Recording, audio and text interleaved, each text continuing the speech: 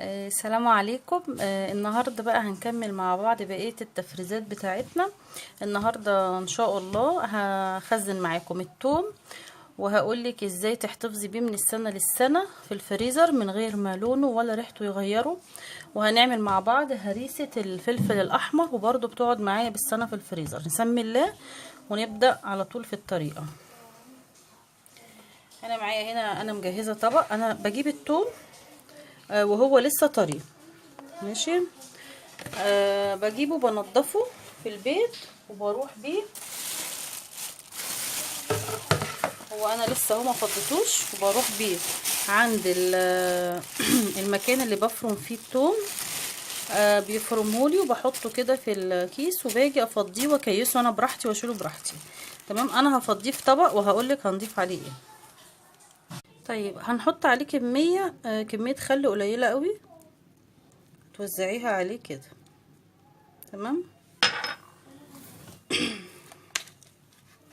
وبرضو كمية ملح مش كتير.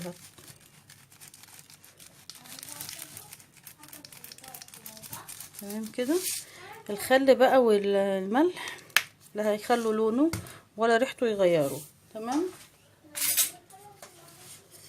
وهتقلبيه بقى كويس عشان تخلي الخل والملح يدخلوا. هو لونه بس كده علشان انا بحب تملي افرم اللي هو الثوم الاحمر، مش بحب التاني، يعني بحس ان الاحمر ده ريحته اقوى فعلا.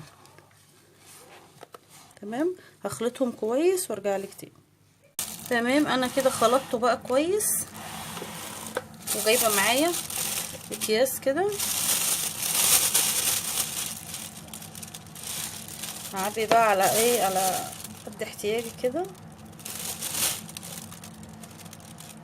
عشان مش هاخد كميه كتير في الكيس، عشان ايه ما ياخدش مساحه مني في الفريزر،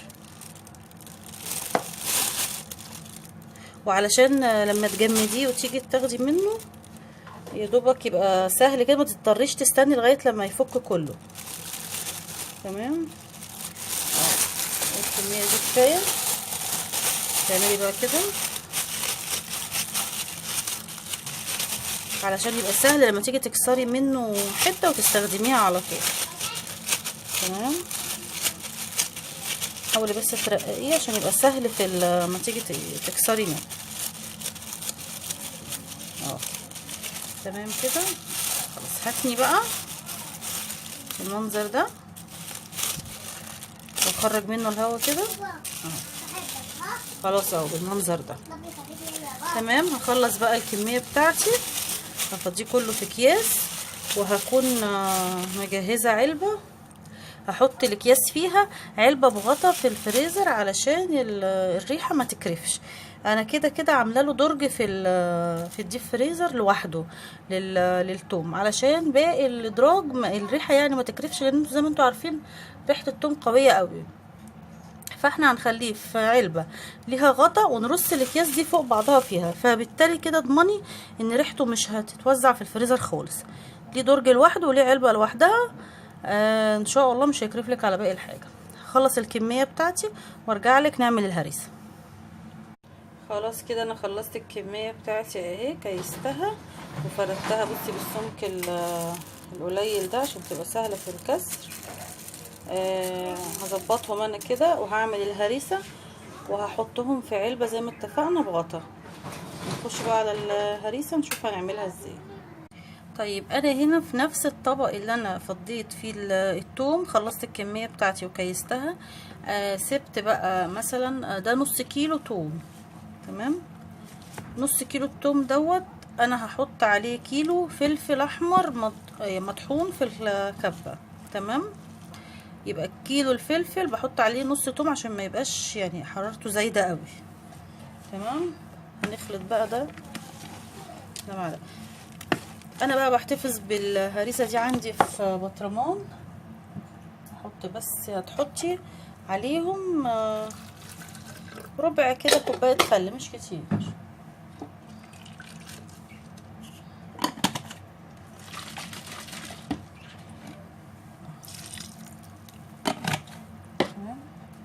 وهتحطي كمية ملح.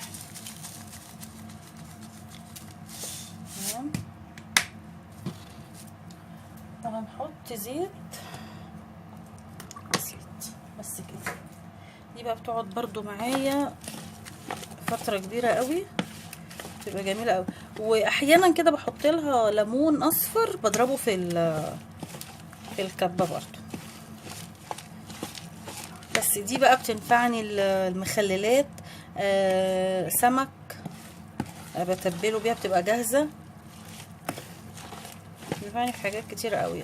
في اكلات مثلا زي البامية بحط لها معلقة لما باجي بعملها، الفاصوليا الخضراء، الحاجات ديت بحط منها ايه في اخر اي طبخه كده معلقه صغيره من الهريسه دي، بتخلي ريحتها حلوه قوي، بتديها طعم ولون حلو قوي.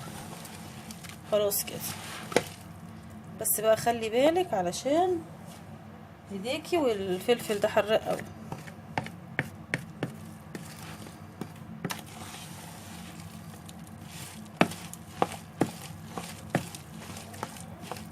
تمام كده اهو. تفز بيها بقى في بطرمان او برضو في كيس.